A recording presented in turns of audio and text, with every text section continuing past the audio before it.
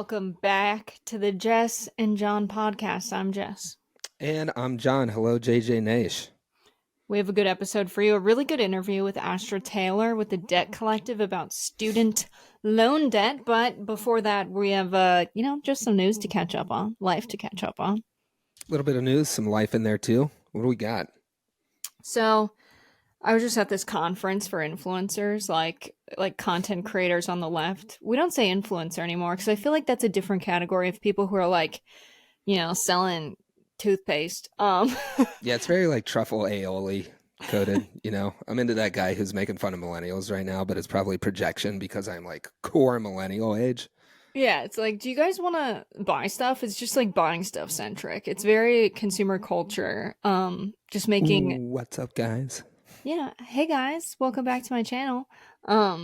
Yeah, we don't do that. It's more like, hey everyone, have you noticed the government is trying to take away all of our rights?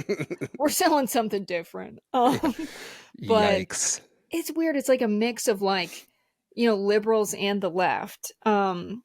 With the suspicion that we might have the same goal, but there was a moment, and it was where someone from Media Matters had their chart up, which I think we've all seen on social media, where it shows the right's influence in online news, online non-traditional media, and it's like the Joe Rogan podcast, Theo Vaughn, on the left side, the Young Turks and Hassan Piker and Pod Save America.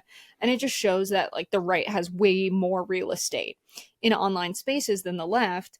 But what's interesting is like Chapo Trap House wasn't on there, right? Because I think they were looking at YouTube followers and like they're mostly on Patreon. But it's this thing that I noticed that like we're trying to like fight the right and like have more online space than the right. But they include their far right people like Alex Jones and such and Charlie Kirk. Um, but we don't like Democrats, not we, but like liberals don't include Chapo Trap House Yeah, as what the hell? the same. You're not getting our gorilla podcast hidden in a network of underground tunnels out there throwing Yeah, rocks at the Imperial State. totally. And so like I don't know, they had a lot of good speakers there. Like I was telling John, I'm so impressed with Raphael Warnock. Speak on that. I'm curious because I'll be honest, I did not go to this conference. I have not heard Raphael Warnock talk, but I'm naturally like squinty eye skeptical in his general direction. So what was up? Yeah, it's like it's one of those things where you know, maybe he's more like middle of the road than me on a lot of issues, but man, the dude can speak. He's a Yeah. pastor, right? Reverend Senator Raphael Warnock, which is just a crazy title. When they introduced him, I was like, Reverend Senator. It sounds like sci-fi almost for some reason. Rev. But I didn't really know what to expect, but he quickly went from like, hi everyone, like you're all content creators, and then I was like, oh, we are in church, like he's giving a sermon right now. And he talked about how when you wake up in the morning, sometimes even though you got good sleep and you're taking care of your body, right, you weren't out drinking the night before or something, but you just feel off, like something's off. And he was like, you have to shake that off and you have to go about your day and like find the light and spread light and find light in darkness. Because we live in dark times right now and it feels all over the country like just something is off. That like feeling when you wake up and you're not all there. And I mean, Like, he just yeesh. speaks to like a deep human experience, which is what I appreciate listening to him talk. And something he said, which it wasn't the first time I had heard it, but it was something I've only ever heard like in person. Like I don't think this idea is represented well online, but I first heard it on John Green's book tour, where he talked about we actually live in really unprecedented times. People are saying, "Oh, we live in such unprecedented times. I hate living in the unprecedented times." And actually, our rights have been under attack before. And we've been in positions where racial injustice was worse than it is now. And Raphael Warnock talked about that as well. And what did we do in those times? Citizens stood up for what was right. And he reminded everyone that Martin Luther King Jr. was not an elected official. He was a private citizen who just chose to stand up for what he believed in. And when he tried to get the Civil Rights Act passed, he went to the president who said, I just don't have the power to get something like that done right now. And he said, well, I better go out and find him some. And went out and like had people marching. And I think that's really interesting as a point to make to the public right now, that like anyone can take action to change this. And as someone who's watching Andor, the Star Wars series, Oh no. the rebellions are built on hope, and it's a lot of like little actions you take that all come together to sort of form a rebellion or movement. So he didn't talk about that. That's all me. Nice. Still have not watched Star Wars. Really uh need to do this to continue in this chair as a co-host of the Jess and John pod. One I'm day it will making it happen. insufferable. I think, yeah, no, I think what you're speaking to is really important. Like for me, we really need moral leaders in the moment. We need people who are kind of like conjuring that hope up, and we need them to, be demonstrating what's always been true. Like politics have, especially recently over the last couple of decades, just become such like everything else, something we consume, something that we watch, and we're like, holy shit, I can't believe this is happening to us, rather than seeing it as something that we have agency over to participate in, and slam the brakes on all the bad stuff that's happening right now and build something better. I think we need moral voices to speak to that. Pastors very good at doing this. For me personally, William J. Barber is excellent, an excellent moral voice that kind of speaks to that in the poor people's movement. Um, and I think what I find myself wanting is people in elected office. We have a lot of people who can give speeches. We need more of them who can not only put out that moral call, but also back it up in the way that they vote. I mean, I think where I get my skepticism towards most people who are elected right now is like, okay, if you can give a speech like Cory Booker can, then what kind of voting record is that married to right now? And I think a lot of times I just see an unnecessary trimming of sails in the voting records of a lot of these people that don't necessarily match the words that they're so great at putting out. But when somebody comes through and actually, hits it on the head, it's like you can see in the response to the public consuming this such a thirst for leadership in this moment, because I think we've been without it for so long, and that is even more stark as things become worse and worse and worse, as we have like every day brings you more unbelievable headlines, right? And it just makes it so clear when you have a lack of leadership on the other side. So anywhere that that's coming from, I'm definitely for. And we're all hoping for a new crop of leaders that can deliver a working class agenda that many folks are asking for right now. Yeah, totally. I mean, it's interesting how we have compromises being made all over the political spectrum. And like, I think about this so much, but uh, someone who is advocating for the working class, maybe in, I don't know, the Midwest or anywhere, the Northwest of the United States too, where you've got a base and a constituency of primarily white folks and like not a ton of immigrants. There's a kind of like working class narrative that maybe is a more extreme version of economic populism that really works. And then like I think about Atlanta and like where Raphael Warnock is from, and you might be able to take a more staunch stance on racial injustice and racial issues, where in the Midwest, most of your base might be turned off by that because they're afraid of Black power, because they think that means the equivalent of white power, but just Black people are doing it, which is why they're afraid of it, because of how white power has been used to oppress people. Whereas, like, we know, and I live in the Midwest, that like when people say Black power, they're like, can we have some as well? Can we have some rights? Can we have representation? And so I don't feel threatened by that at all. I don't feel threatened by equality. I don't feel threatened by black power, but a lot of people in the Midwest who didn't grow up around black people might be afraid of that, and so you can't run on that. And so I think a lot about the kind of compromises that are made, but as long as like you have one radical issue that you're fighting for and you're speaking on that all the time, like that's kind of what I like in politics these days. Is I like when people are willing to fight for extreme and radical change, because I think that's what's necessary in our country. And I kind of understand the compromises some people make, and I think on the left we want some people to be everything. um and I'm starting to come around and be less of an insufferable leftist where I'm mad when someone doesn't agree with me on everything. And so I think maybe Raphael Warnock changed that in me this week. I don't know.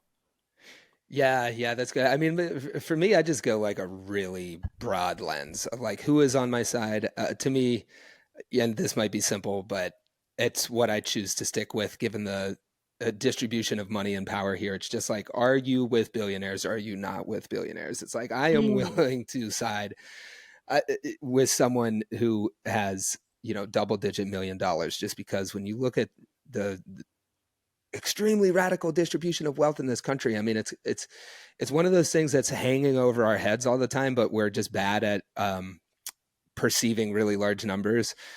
But when you really look at any chart of just who has the money in this country, it becomes clear that there are really two sides. It's like billionaires or not billionaires. And I am willing to kind of draw the line there and start there, because we're a long way away from living in a world where billionaires no longer have the power to control every issue that we talk about on this podcast. And I'm down to keep it with like, hey, let's deal with that first, and then we'll talk about the divisions that, uh, make some people insufferable on the left, for example. But I'm willing to cast a wide net and keep it at that for now. Yeah, I will say that when someone picks like a cultural issue that doesn't directly have to deal with someone's survival as their main political thing, and they're radical about that, that is not what I mean by what I said. I feel like as long as you have one radical position, it has to address the problem of survival, which is being made more difficult specifically by the ruling Yeah. class and billionaires. And they do it in all kinds of ways. But yeah, totally. I think there was one moment in the conference where I was kind of like, why the fuck is no one talking about working class issues? Like, this is precisely the problem. And then there was a panel, and God, she works for Media Matters. I know her name, Abby, maybe. Um, and she was talking about, she just said, well, I think the biggest thing we're facing right now, and I'll just say it, is like fuck the rich, Yeah. is the rich, and we need to center like working class issues and making sure people have good schools, food on the table, affordable rent, good jobs, protections. And I was like, yeah, okay. So there are people who get this and who are centering this, but there was almost like a hush that came over the room when she said it. And I have all these moments where I just feel like I'm never gonna be a right winger, right? And when you say shit like this, people are always like, "Oh, she's gonna grift to the right." Absolutely not. But like, there are times where I feel really lonely on the left when someone says that thing, which is so understood among the majority of the country, that like the ruling class is fucking over the working class. And some people, point to Democrats as the elites and the problem. And while I think like a lot of it is misled, there is a point there. Like I do kind of like nod along when they say that, because it's true. And it's the main problem I have with the Democratic Party. But I don't think like the right's vision is the correct one, which is why I'm not following it. But I do feel lonely when there's a hush over the room and not cheers when people are saying "fuck the rich." Yeah, Um, totally. yeah, Guys, like we're not we're not talking about like the small business owners here. We're talking about people who can, said it on the show before, but like who do we mean when we say the rich? I mean, who I mean when I say fuck the rich is people who are going to get bailed out by the federal government, because they're too big to fail. Who could call the Treasury Secretary, who could move markets with their personal investment decisions.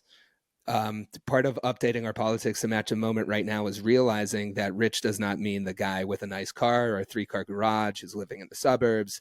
Um, it is a small elite class of people who you'll never meet out in public because they're kind of stateless and insulated from the public because they know it's a risk to show up in public Hmm. anymore, really, because it's a reflection of how much power they have, not just over this government, but I mean, really all over the world. You look at someone like Elon Musk, he's handing out $1 million checks in Wisconsin, but he's going over to Germany and supporting the AFD over there. This group of rich people that we're talking about is not just unique to our country, but they're, um, influencing politics to benefit themselves the world over. That's who we're talking about. And that's Hmm. why I think there should be cheers when you say fuck the rich at these parties. Yeah, totally. And I was just kind of thinking about it like, yeah, a lot of these people have a large following now. Um, but I hope honestly that they're irrelevant in a year, if I'm being totally honest. Like I was looking around the room and I was like, damn, a lot of these people are just repeating DNC talking points Yeah, man. and taking photos with Hakeem Jeffries. Boo. And I don't see that as the future of the Democratic Party. And it was good that one of the most popular content creators, Neme, was talking about how she loves what David Hogg's been saying. And I think that's good. And I also, at one point, called David Hogg David Miles Hogg, and I was conflating Ian Miles Chong with Nice. David Miles Hogg. But Live on tape. yeah, yep, I did that, and I repeated it into a microphone. Don't know why, but now you guys know that about me. But yeah, I think that it's weird being in that room, and I was just kind of like, man, I hope this looks differently, and I think it will because people are starting to see that that narrative doesn't work, that it's not representative of the American public, even though there's this like devoted group of people that might be like hundreds of thousands of people big, maybe a couple million people big, that love the Democratic Party and love those Mm-hmm. talking points. But when that's not a constituency that can win elections, should that be the national party's agenda? Maybe not. Should that be their message? Maybe not. But maybe these people do well online because that base likes hearing what they like to hear. And it's just, we have to get more strategic. And I think that we're going to realize that the following of people on the left is larger when it's economic populist content. The Young Turks, even though they've gone in a different direction lately, they were the biggest bubble, right, in left wing media on that chart. And so a lot of those followers came during the Bernie movement, and we have to be really honest about what's popular and what's not. And I was in that room and happy to be invited, but also hoping it would look different. Yeah, the political winds are shifting. And I just, from anecdotal stuff, I go out and produce videos for More Perfect Union. I've said it many times, but you can just feel when your job is to go out there and to talk to people, you can feel that politics is changing under our feet. Donald Trump did what he did to one of our major American political parties, but now the base of the other um, are shifting in ways that I think if we had new leadership, um, it's possible out there. There's like an untapped market within the base of Democratic voters um, for supporting things that we don't know how far people will go yet because we have this. The only leaders that we have who are really speaking to that base are known quantities. And of course, there's Bernie and AOC on one side, but like the core leadership that's speaking to the Democratic base right now are people like Hakeem Jeffries and Chuck Schumer, almost like clownish in their ways to use media and to relate to the public. And I think what they're covering up is an appetite among the people who are traditionally their base for things that are very different. People come up to me all the time who are um, nice suburban middle class people who were Hillary voters and were skeptical of Bernie. They're now coming to Bernie rallies and they're talking Mm. about Luigi Mangione. I mean, when that is happening, you can bet that a massive group of people is up for something new. But we don't have a completely new crop of leaders that are speaking to everything that they would be willing to support. But I can feel that right now, and I'm hoping that those leaders emerge and that people rediscover that politics isn't something just to consume, but it's something you can actively participate in. This is all to say that the moment feels like it could shift significantly. So Yeah, I think that's right. I mean, there was a lot of people there that came up to me and they're like, "Oh, I love your videos, like, whatever. And I love what you and John are doing because you're talking to people that are outside of the major cities, and that's your entire focus, and that's so necessary and needed." And I didn't even like think about that. It just feels like an impulse to do that because that's the America I love. Like, I love farmers. I love alternative hell music. yeah. I love driving on dirt roads. It's just the part of America that I love, and those are the people that I like and want to talk to. And so, shout out to, I don't remember who said that, but whoever you are, thank you and thanks for listening. But there is this kind of weird thing of like, we don't need to talk to people who are different, and the people who live in the mountains and who live in the country are people who deserve to suffer under Trump because they voted for him, not realizing only like 50% of the country even votes. So no, he won a plurality of the voting population, which is not a majority at all.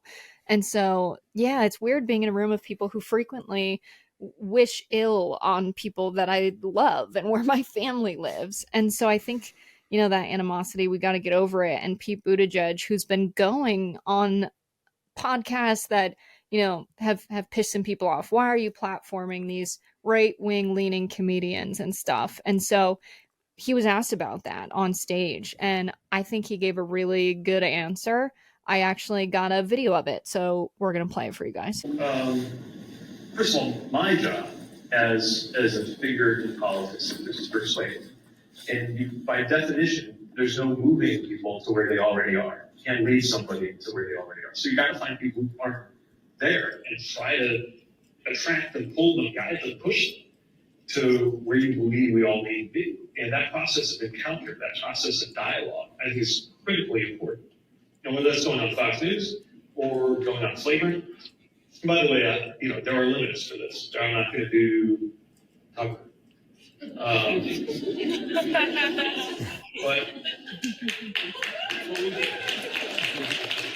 within certain limits, and I draw those limits maybe with a wider circle than most politicians do, I think it's really important to get there. Because how can I blame somebody for not embracing the message that I believe in if they've literally never even heard it?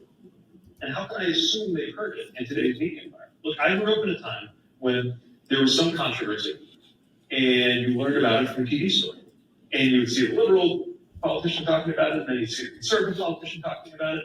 Sometimes seeing both sides would make me feel what I already believe even more strongly and think of my own argument for what I would say to the conservative. Other times, like hearing both sides, made me stop and reconsider some of what I believe in. The point is, you would think about it. And now, one of the things that the algorithm does is it sorts almost everything we get into 3 buckets. Here's this person I already support looking good. Here's this person I already dislike doing something disagreeable. And it's relative, which is here's this somebody I already dislike looking foolish. Right? That's pretty much it. And so finding ways to get across that, even if that means spending like 3 hours in an environment that's like politically maybe not exactly your native turf, I think is wildly important. And I think we need more of that. We need that. I know there's a worry about platform. And, if this was, if I was offering an invitation for somebody I think best embodied like an inclusive dialogue, that's probably not who I would choose. But we've got to be cross-cutting platforms, or else we're just going to get pushed more and more into our little corners. Nobody's persuading anybody, and nothing moves. That's a very point. And Pete said, "I'm not Gavin, don't get it twisted."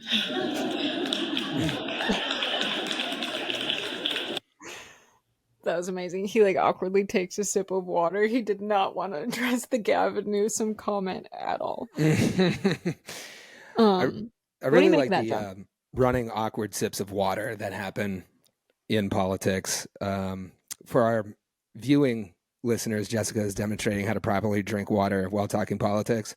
And for our audio listeners, you can't even tell because it was a flawless sip of water there.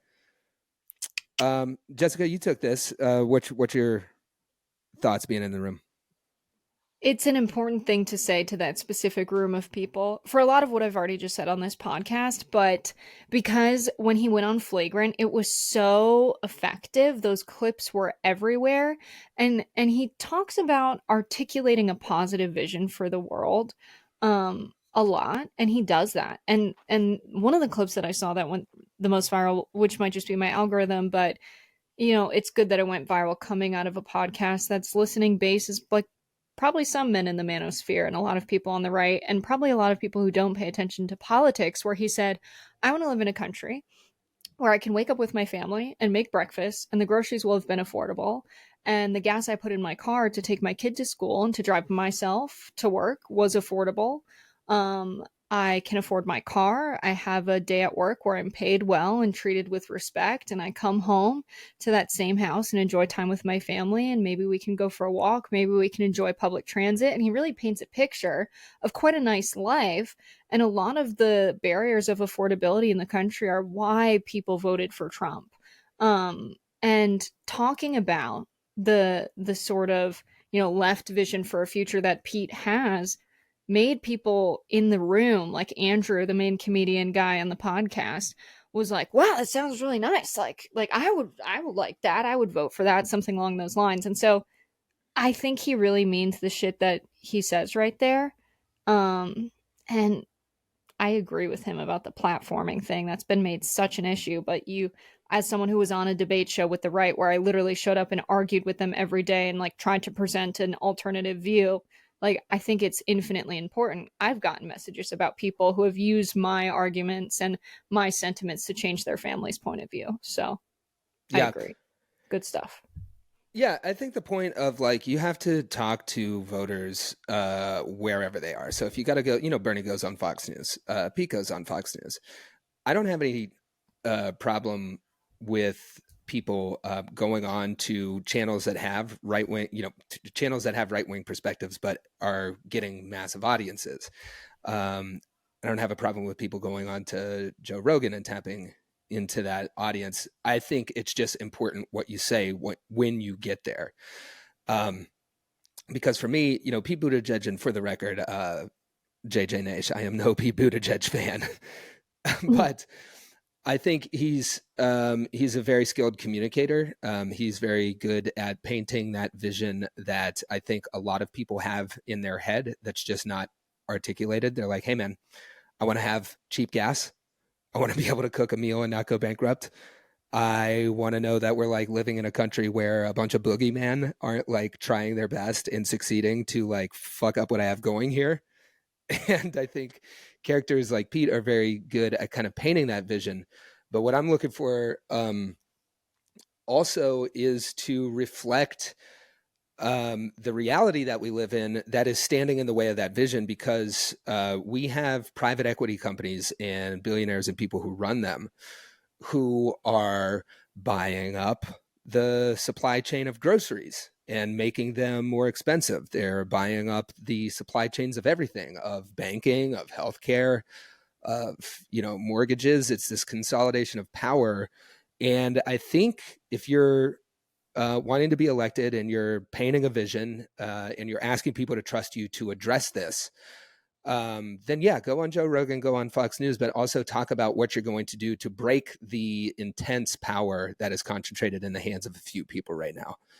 I think we get that from folks like Bernie. I think I don't hear that as often from folks like Pete, somebody who's worked in the, spreadsheet industry for a while. And I think that's the kind of communication that should be going directly to the viewers of Fox News, because from going out and working with that population in my own job, people aren't as dumb as you think, right? They can sense that there is a concentration of power. And I think when you spell out who is standing in the way of cheap gas and who's standing in the way of cheap groceries and all the rest, people know that BlackRock and Vanguard and the moves of moneyed interest have something to do with it, and we need leaders to communicate a real vision for how they're going to shift the balance of power in this country back to where we always intended it to be, of, by, and for the people, and I'm looking for that in our political communicators. And yes, they should go on and talk directly to conservative audiences. End of rant for me. Oop, you're muted. No. Okay, speaking of that, John, there's a guy I know who does a lot of really good content that I think reaches across the political aisle in an effective way. Yeah. And he's nominated for an Emmy. Get the hell out of town. Who is this? So John, I'm embarrassing John, but I really want to talk about this next because you were just talking about doing this and you effectively do this. And this is the second Emmy nomination. This is the second Nami you've got. I always do that. I'm like, I was emanated for a Nami. And people are like, they're giving these things out to idiots? What's wrong? Well, how is this possible? Okay, so what are you emanated for? I've been emanated for another Nami. Yes, it's round 2. I am flipping both sides of my mullet right now. Baby. Shout out to, by the way, this was for, I'm excited on multiple fronts. Of course, More Perfect Union is the organization that's nominated. They make this work possible. And I do want to shout out another friend too, Austin Freerick, who was emanated for a Nami with More Perfect Union on a piece that he did about consolidation in the agriculture industry. He took a real deep look at Tyson Foods. You should go to More Perfect Union and watch that piece. The piece that I was nominated for was the piece we did on Elliott County, Kentucky. It's the only county in America that voted for Democrats for 144 years straight before a dramatic flip to Donald Trump, while at the same time also voting for a Democratic governor. So it was a politically really unique county. I got to shout out the team that made it to Nehemiah Stark, Josh Hirschfeld-Crowan, Meg Hirschlein, Court Fuller, Josh Miller-Lewis, Faz, everybody at More Perfect Union. But really, what I want to say here, this piece and every other piece that we do is kind of to show the possibility of working class solidarity in the places where you least expect it. So we go out and we ask Trump voters how they really feel. And we're not going for 30-second sound bites on what is in the news, or we're not asking them to fall into the typical left-right buckets here. We're saying, give us your big thoughts on who has power in this country, what that means for you personally, and how you would change it if you were president. Okay. And if you open this up and you make it, and you bring the conversation out of the left-right divide, you find the possibility for economic populism, is a fancy word to put it, for solidarity, for working class people of all stripes to come together. Because when you give them the mic, people know whether you're voting for Donald Trump or you're voting for any Democrat, people will tell you our healthcare system is insane. Our college situation is also insane. Like your interview, which we're about to jump to here with Astra Taylor, is a perfect rundown of yet another example of something that smaller, less wealthy countries provide to their citizens for free. We're talking about higher education in this case, but you could name any number of other public services. All of these other countries are able to do what the richest country on earth is not able to do. And when you're out there talking to Trump supporters about, broad senses of who has power, they know it's not them. They don't like it. It's just that they're going for a guy who is telling a really compelling lie about the reasons why folks don't have power. Donald Trump is out here constantly saying it's not the billionaires who control these systems. You should be blaming the immigrants or people who are different than you or people with radical agendas. We try to break out of that in every single one of these More Perfect Union videos. Elliott County, that was emanated for a Nami, is just a great example to focus on Trump specifically and what people really feel in a unique county in Appalachia in eastern Kentucky that on the one hand is electing Democratic governors and on the other hand switching to Donald Trump. So go give it a watch. Super grateful for the outlet and the team. And hopefully the mortal enemy, Mariana Rivera, who works for a number of different news outlets, she does great work, but she's always winning these things. And hopefully we prevail this time. Muted, Jess. I keep trying to mute so I don't interrupt, and then I interrupt by not being on mute. Oh, I invite Or the by being interruption, on mute. please. So your work is the first place that I saw anyone say it's okay to admit that you were lied to by Trump. And now that's being used everywhere. How does it feel to have started this really effective trend, John, as a journalist? That's the other thing. It doesn't feel special at all because it really isn't. We're just going out and talking to people like you would to your friends or your relatives. And I think why people look at our work and they say, oh my gosh, something unique is happening here. This guy's really onto something. It's just because we don't see normal conversations represented in political media anymore. We are seeing, the pressures of algorithms and advertisers make our conversation about politics insanely stupid. And, at this outlet, we're just able to get out of those talking points and have a wide-ranging conversation with people that, airs in these 15-minute short documentaries, but it's a reminder that, one of the things that's operating all the time, whether we realize it or not, is these echo chambers. We get sucked into our own side and we start to think things that we start to think about people in like broad terms, right? Oh, Trump supporters, they all believe this. And then Trump supporters are thinking like, oh, anybody who votes for Democrats has got horns under their hat, right? But those are all things that are reinforced by the way that our media operates. And we're just kind of lucky enough to be able to go out and have conversations like you would and represent those in media. That's not possible, on CNN or a major outlet anymore. So I don't think it's anything that's special. It's just showing political conversations, how they unfold between ordinary people. This episode's really about opening up the echo chamber. We just keep coming back to this. We talk about it in the Astra Taylor interview at the end as well. I think an echo chamber maybe that needs to be open up is the one in or surrounding Israel, Gaza. So moving to this is intense. This week news came out that the finance minister of Israel, Bezalel Smotrich, made a statement Tuesday. He said within a year we'll be able to declare victory in Gaza.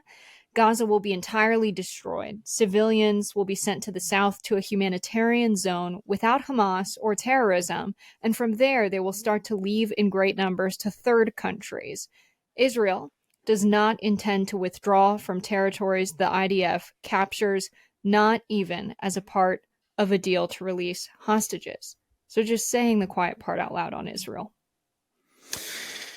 Yeah, I mean, it has been. I don't know if you're listening to this and you have the same algorithm that I do, but I just think when you see the destruction, it's impossible for me to conclude anything other than what this is. It is a genocide. It is an ethnic cleansing by a right-wing government. And I understand. When I'm talking to my parents about this, or people in majority white conservative Appalachia, it's not. People are scared of admitting any wrongdoing by a government that is associated with Jewish people, because obviously they had the biggest genocidal trauma that we can think of in recent memory. But it's important to separate this out.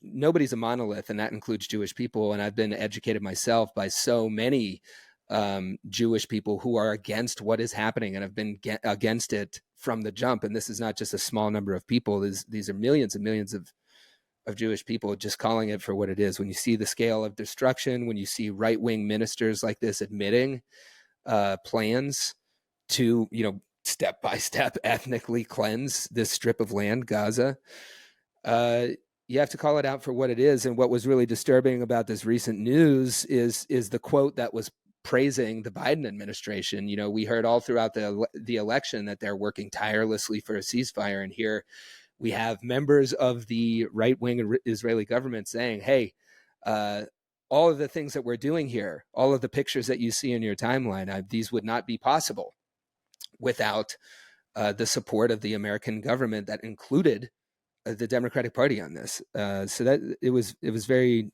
disturbing to me. And obviously we need to end this, and we need people to speak out, when they're seeking to represent us, especially from the Democratic Party. Yeah.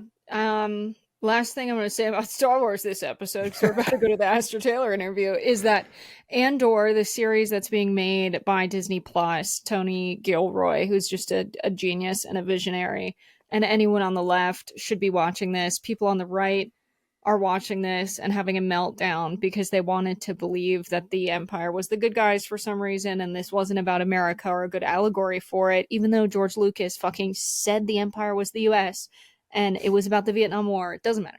So the allegory fits a lot of struggles for justice and freedom of working peoples and oppressed peoples. But this last 3 series drop that came out Tuesday, the genocide of the Gorman people, is one of the most important pieces of media that has come out in the last 10 years. And if you've been following what's happening in Israel, Gaza, it is just insane. Like, oh my God, I'm getting emotional. It's so good. You have to watch it. I can't give away spoilers because I want people to watch it and enjoy it for themselves, but it is such like a prescient, like almost too much, but like they do such a good job executing it that it's not so on the nose that you're like, well, this is obviously about Israel Gaza right now. But yeah, you should watch it. And then some fucking idiots on Reddit were like, this is obviously about January 6th and the Gormans are like the Trump supporters fighting for freedom from oppression. And it's like, no, I don't think so. Not even a little bit. But just really watch it, even if you watch nothing else. The 3-episode drop from Tuesday. Yeah.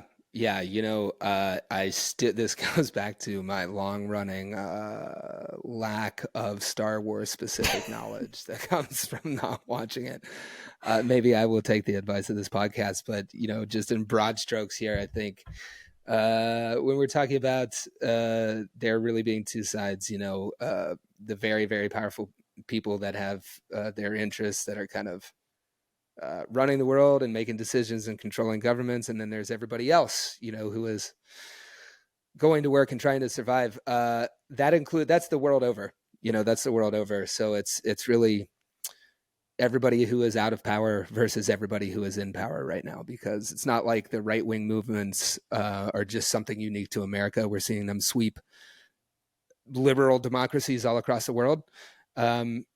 So we have a lot of people who are on our side, but not within our borders. Yeah, we're going to turn to this really good conversation with Astra Taylor, who's with the Debt Collective and thinks a ton about how student loan debt and just debt affects working people and exacerbates the divide in our society. And we really got into it. It's a really good interview. So look forward to that. Here it is. All right, so Astra, let's talk about at first just who you are. Who is Astra Taylor? What's your background? What do you do? I'm a writer. I write books about politics and philosophy and ideas, and sometimes I make movies, documentaries about the same topics. But for the last 10 years, I have been organizing with a group I helped found called the Debt Collective, which is an experimental union of debtors. And we've really led the charge on the fight for student debt cancellation, though we organize around medical debt and healthcare for all and rent debt and housing for all. But student debt work is what we're most known for.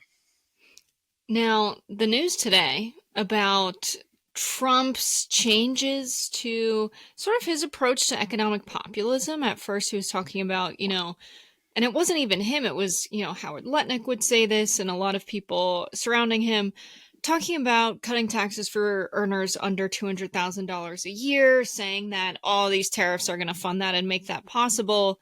Now we're seeing, coming out of the reporting around his talks with Speaker Mike Johnson, that there may be a new tax bracket that he's pushing for. Individuals making 2.5 or 5 million jointly would go to 39.6%.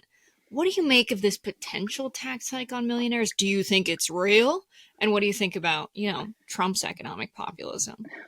First off, I would say it's not the law of the land yet, so I'm not counting any tax hike chickens. And also, I mean, there's always been, populist rhetoric as part of the Trump phenomenon, right? I mean, so that doesn't surprise me. I guess one thing, I take some issue with the way it's being framed as like Trump proposes tax hikes on millionaires. This is actually him not renewing one aspect of his 2017 tax bill and therefore allowing the tax rate on earners over, as you said, $2.5 million, letting it go up from 37% to 39.6%. So this is not, this is kind of a reversion to something that was in place that he changed. So, I kind of object to the framing. And I think what it does show is that taxing the rich is popular.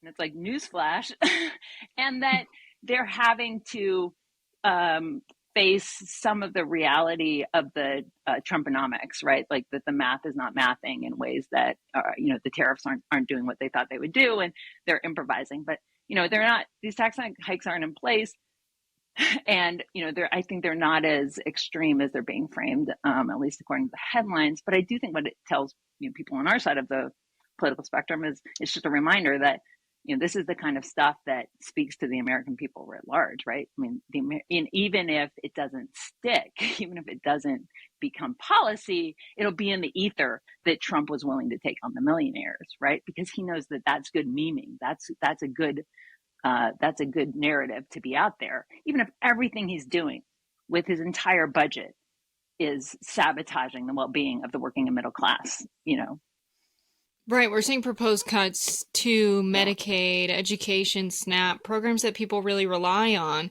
And in the name of government efficiency, as crazy as that is, we're seeing cuts to the IRS, which means we're not going to be able to enforce the tax code that's already in place in terms of corporate taxes. And we'll see more corporate tax fraud because it's unenforceable. Simultaneously, we're seeing on working people, middle class people with college degrees, facing the looming threat of having their wages garnished for the money that they owe on their student loans, and potentially having those loans go into collections. So it's this sort of pass for the ruling class when regular working people are gonna have their purse strings tightened, not just because of this, but also the tariffs and everything else compounding that are the direct result of Trump's actions. So should working people on the student loan front be afraid of what's been reported? What do you make of the reporting that wages are going to be garnished and collections? Anyone in default is going to have their loans go to collections. Yeah, that's real. Yeah. I mean, I think, again, going back to the Trump tax cut thing, I mean, I was making a film called What is Democracy and writing a book on democracy in 2015 when Trump was running.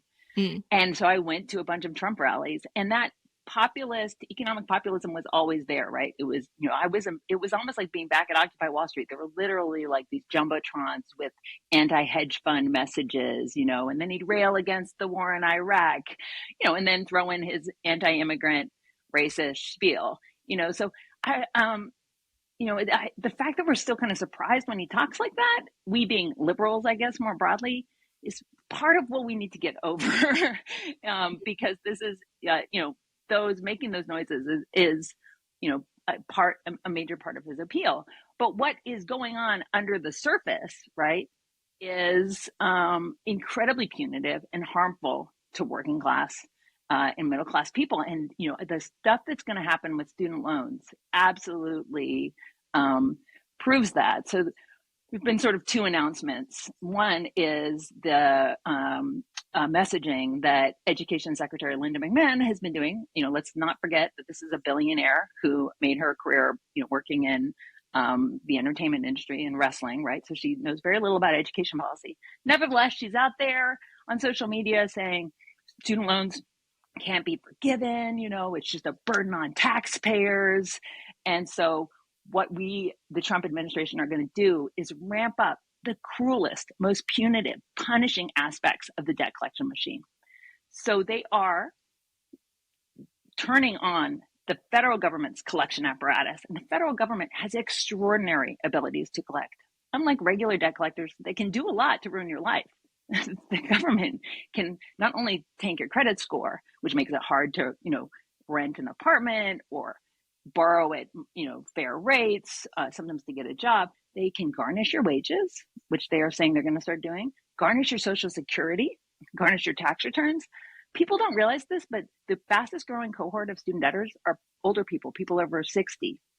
So we know from data, this is going to plunge thousands of seniors into poverty. People who have student debt who are garnished because they're in default also tend to be folks who didn't get their degree, probably because they couldn't manage to work 3 jobs and study at the same time. So a huge number, over 40% of student debtors actually don't have the benefit of a college degree. They just have the debt. Those are the kind of folks who are going to see their wages garnished. Also, mostly disproportionately Black and brown student borrowers.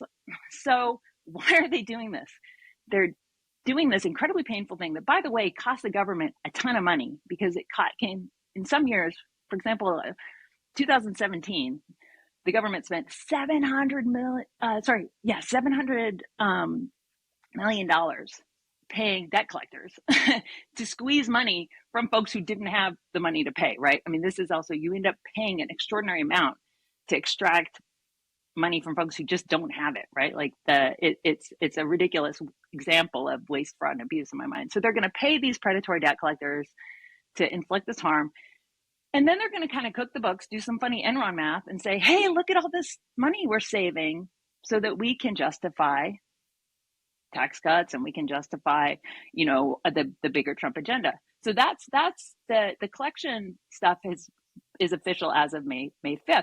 But then they're also the Republicans in Congress, with the backing, the approval of the Trump administration, are proposing a massive overhaul of the student loan system in the reconciliation bill. So this is past committee. Obviously, the reconciliation hasn't happened, but it is a rather apocalyptic scenario if you read the details. And again, this is all about fudging the numbers and punishing student borrowers, so poor folks, because they're not punishing people who don't have to borrow to go to school, rich people who can pay, right, whose parents are paying for them. And also, they're doing it in such a way that will also hurt the schools themselves too. So they're kind of getting a twofer, like they're destroying higher education and destroying the lives of student borrowers. So we should also really be paying attention to what's in reconciliation.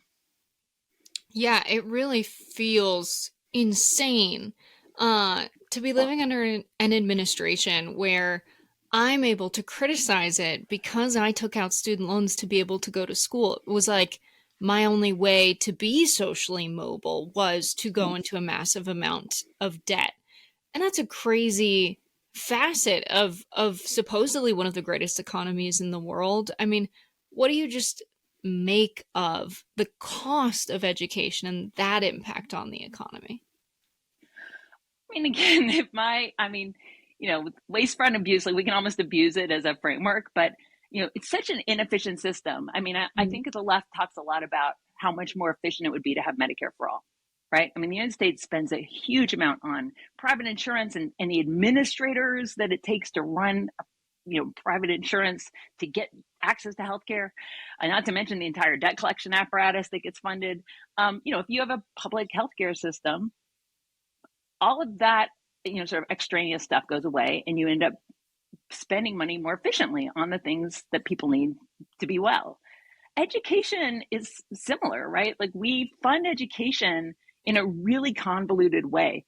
The public purse, the federal government, issues student loans and secures them, right? Provides borrowers with some modicum of protection and somewhat affordable rates and repayment plans and forgiveness plans. And that's how we fund education. And that is I won't go into the deep history, but it is something that has deep roots, goes back initially to the GI Bill. It wasn't loans then, but during the GI Bill period after World War II, it was about money following the individual student. The government spent a huge amount on the GI Bill, most of it going to education. It's like more expensive than the Marshall Plan, but the money followed the individual student. Why? Because of racism. Because the government didn't want to just fund education as a public good and let Black folks and women and working class people go to college. Instead, it perpetuated pre-existing social inequalities that sort of Dixiecrats and Southern power brokers didn't want to see broken down. And so we've kept that method of money following the student via the student loan system. And so it's incredibly inefficient. And what would be more efficient and more just would be fully funding free public education for everybody. And by that, I mean free as in cost, free as in freedom, like freedom to study what you want without worrying about having to mortgage your future, free as in like having free speech on campus. But we're moving dramatically in the opposite direction. I mean, what this reconciliation bill will do is actually undermine, and this is ironic, like I've spent the last 10 years fighting for the abolition of student loans, and now I'm going, the student loan system is going to get even worse because they're getting rid of, they will undermine the federal subsidized student loan program, cap the amount of loans people can access through these subsidized federal programs. Why? Because it will reopen the markets to Wall Street, right? So it will push working class people who can't borrow on fair terms out of the lending system as it exists, open up a whole new field for lending profiteers, and also because of something they like to call risk sharing, which is saying that colleges where the students have trouble paying their debts will now have to pay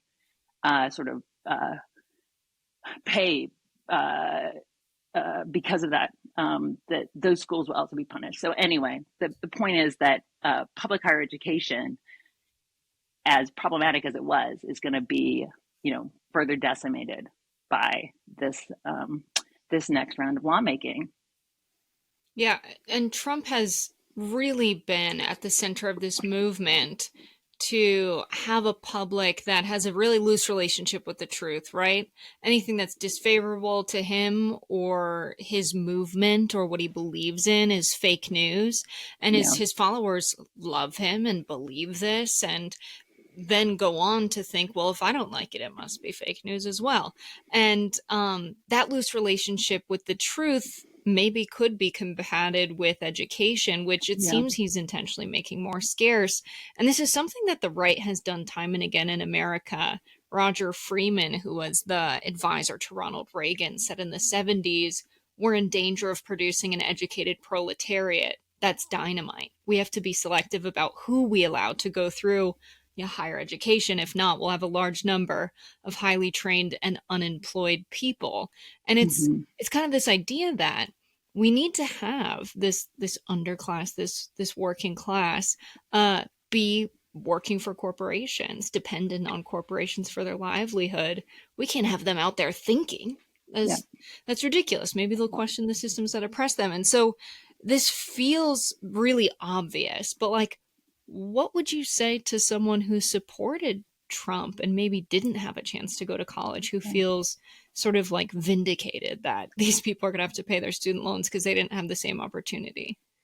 Yeah, I have a lot of thoughts on what you just said, because I think what you said actually, you touched on the history of student debt and student lending, and it really, we do have to, the moment when it became a sort of mass phenomenon was during Reagan's tenure as governor in California, when people were flooding into the college system. It was a free public system, and they were protesting the Vietnam War. They're protesting for Black liberation, and this freaked people out. And so, Ronald Reagan as governor even said something like, "We're gonna, if they're paying tuition, and also, of course, if they are paying debt through debt, they will think twice before enrolling to carry a picket sign, right? So there's always been this element of debt, of charging for education as a means of social control.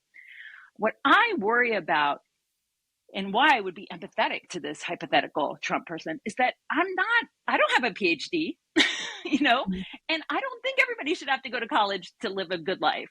And I don't think you have to go to college to be smart or even educated. And you definitely shouldn't have to go to college to be able to make a living wage.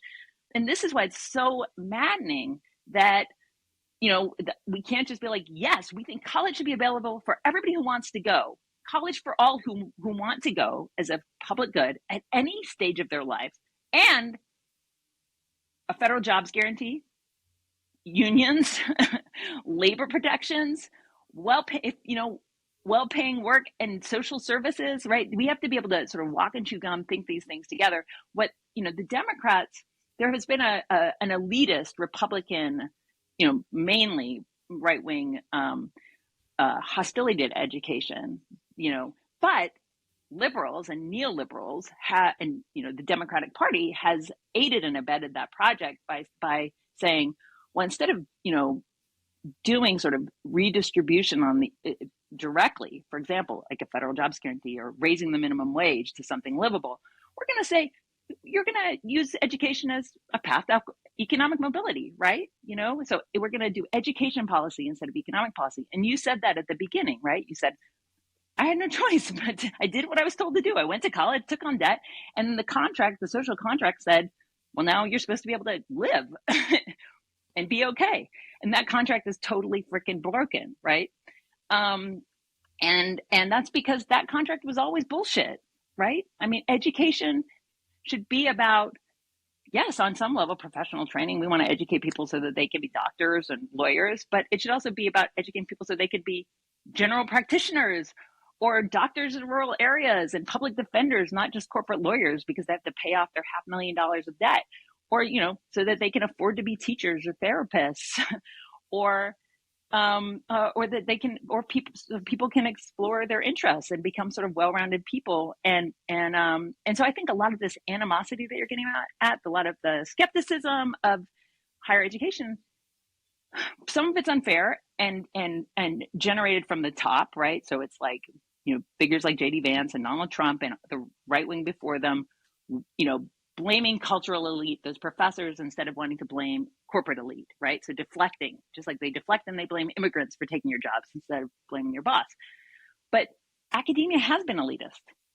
And so when I'm in movements, in coalition with academic faculty and staff, I'm always saying to them, this can't just be a fight about your academic freedom. This can't just be a fight about your job security as a special professor. This has to be about job security across the board for everybody, from the custodians at your campus to the grad students to people who are not academics. And this has to be about fighting for the right for everyone to have access to education as a public good, right? So that elitism that people are, I think, picking up on, it's not just in their imaginations, and we won't break it by just kind of fact-checking folks, right? We have to offer a vision of a better future where they don't feel condescended to and their dreams aren't squelched, right? So I don't know. I guess I'd hope I'd have like an hour with that person, because I think it's complicated, you know, and people, like so many things on the right, like they're actually taking real grievances and twisting them around, and we can't sweep those grievances away. Yeah, I think you can't count on this Democratic Party, the party that it has been, to counter this narrative, because it offends them. Because at the end of the day, they are elite. They do see the educated as better than someone who grew up working class. And I mean, I know this because I've worked in the Democratic Party and interacted with these people, right? So what do you think like needs to change? Do you see a path for change when you talk to people about student loan debt and how it's sort of central as an issue in politics today? You know, where do you see like fractures or places where you can inject hope and like, hey, maybe we should move towards this way of thinking about it? Yeah, I mean, I think the reason I organized with the Debt Collective, we have big ambitions and big visions about what a better future would be like. But I think, you know, you organize around material issues. And so, you know, I was never going to have the kind of job where I could, I mean, we've got 10% unionization in this country. It's like, I knew I wasn't going to have the opportunity. I wasn't the type of person who was going to get a job where I was going to join a labor union where I'd have that chance. But I'm still in the economy. I'm still need to have some kind of material solidarity. And for me, the thinking is that your student loans, once you start getting over the shame of them, you realize, gosh, I have them because there isn't public education. Oh, this medical debt I can't pay that I put on my credit card. That's because there isn't healthcare as a public good. And so it is a way of organizing folks around material interests to also see what the state, what they should be entitled to in a decent society. So I think when you talk on that economic level with folks, you can short circuit some stuff, right? And so this is why, contrary to what the Matt Iglesias of the world would have you believe, like student debt cancellation was popular. I mean, there were all of these, there was like some amazing, mainstream media news stories where they'd be like, we're at a farmer's market in rural Pennsylvania. We're going to find, Republicans who hate the idea of debt cancellation. And they'd go and they'd interview people and they'd be like, yeah, well, I'm against welfare, but my kid has way too much student debt and college is way too expensive. So I'm for it, right? I mean, it was popular among independents. It was pretty popular among Republicans. It was really popular with Democrats. And so, I think it is the elitism that you mentioned that's kind of causing some of the Democratic Party establishment to just not grasp for reality. And they're so Ivy League brain dead that they think the world is Harvard when like most people go to public schools, most people go to community colleges, and tons of freaking people go to for-profit predatory colleges, like huge numbers. And so they don't see, when they think college, they think, oh, fancy people like me, and that's not reality. And that's also not what college could be or should be. So I think, I think Bernie has it right when he's talking about college for all, and he's got, and there are a growing number of people behind that vision. Unfortunately, even Randy Weingarten, who's the president of AFT, American Federation of Teachers, just wrote an op-ed saying, kind of trying to find some middle ground with Trumpism, saying we should give up on the vision of college for all and do some vocational job training. And to me, that just cedes way too much ground to this like class sorting, right? Like, okay, vocational training for the poor folks, working class folks, and the wealthy folks will get to go to, the private schools that manage to not lose their endowments. And I refuse to settle for that. And I don't think that speaks to people. I don't think that's inspiring. I think people, one of the most exciting things about organizing with the Debt Collective has been organizing with folks who were defrauded by predatory for-profit vocational school. And we've fought and we've won billions and billions and billions of dollars of debt relief for them. But we've also, at the end, they're also like, yeah, I should have had the right to study, like not just go to a career training school. Like I should have had the right to like learn the way I've learned in this movement, and that's the kind of entitlement I think, that I want to cultivate, and that, our movement is dedicated to cultivating. And I honestly think, it's inspiring. It's inspiring to have a big idea of something being a right. And then we know also from history that when something is established in a society as a right, it's harder to unravel it. And so I think it would be harder to chip away at free public education, in contrast to the attacks we're seeing right now on our sort of very fragmented educational system, and the way they're sort of picking off schools one by one so effectively. If we had a totally different model. Yeah, it's like the same family can produce kids and one wants to go on and work on a farm and, grow food. And another could want to go to school for many, many years and become a doctor. And like, sure, one person heals the sick and the other one literally grows the food that keeps us all alive. But in society, the person who maybe goes to vocational school for agriculture and then goes on to do that is treated very differently and in a different class than the one who goes on to study to become a doctor. And I think, the Democrats, the educated elites maybe like that they're special, like that they're in that class, and that's why they're so resistant to this kind of alternative. But I think most people's views tend towards yours and mine and are pulled in different ways because these aren't represented in media so much. So I really appreciate the work that the Debt Collective has done, because so much of what you all have put out has changed that. So what are you working on now? Where should people follow you all, Astra? Yeah, I mean, they should join us at debtcollective.org, follow our social media where we try to break things down and also give some practical advice, because there's going to be a lot of pain in the coming months. There's a tremendous amount of fear as student loan payments balloon, and that's the reality. I think it's really important that people not suffer in silence. One of the biggest tools, our enemies have is just the shame and the stigma that being poor, being in debt carries in our society. So, I think it's really important for people to come together and for us to make clear that there is a constituency for this agenda that says, we shouldn't have to pit, these blue collar jobs against higher education, right? I mean, if we can create a vision of public education as a good that's truly accessible, that's free, that's democratic, available to working class people in this country, and also, work for a labor market seems too reductive, but like labor protections and jobs and careers that are actually dignified. And the fact that the right is dominating this conversation right now is a total travesty. So I really invite people to join us. We try our best to kind of, again, combine sort of practical advice with a prophetic, inspiring, forward-looking vision. And I think part of being an organizer is just constantly having that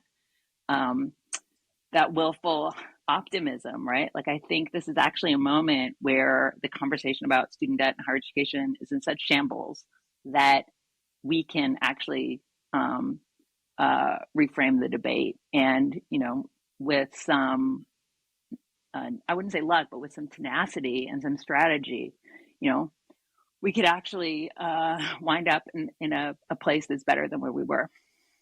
Yeah, really well said. Really appreciate you coming on and breaking this down. I definitely don't think it'll be the last time you'll be on the Jess and John pod, but it was the first, and we really appreciate you coming. Thanks so much for having me.